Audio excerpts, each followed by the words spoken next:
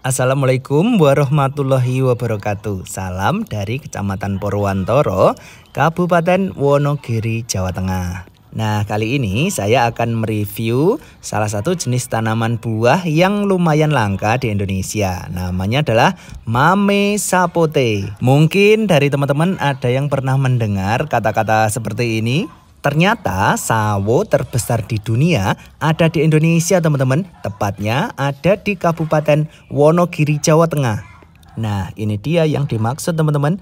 Namanya adalah pohon Mame Sapote, sawo raksasa dengan ukuran paling besar di dunia. Karena berat satu buahnya bisa mencapai 3 sampai dengan 5 kg. Wow, fantastis. Nah, ternyata tanaman buah Mame Sapote sangat mudah berbuah jika ditanam di Indonesia. Ini buktinya, masih ditanam di dalam planter bag tapi sudah bisa berbuah dengan lebat. Di Indonesia ada beberapa jenis buah Mame Sapote, diantaranya jenis Magana, Havana, Espeda, Lorito, dan masih banyak lagi. Tapi yang paling populer di Indonesia adalah jenis Magana karena ukuran buahnya paling besar dan rasanya sangat manis. Tanaman buah Mame Sapote berasal dari Meksiko dan Amerika, tapi saat ini sudah mulai banyak yang menanam di Indonesia. Pertama kali tanaman buah Mame Sapote masuk ke Indonesia yaitu pada tahun 2010.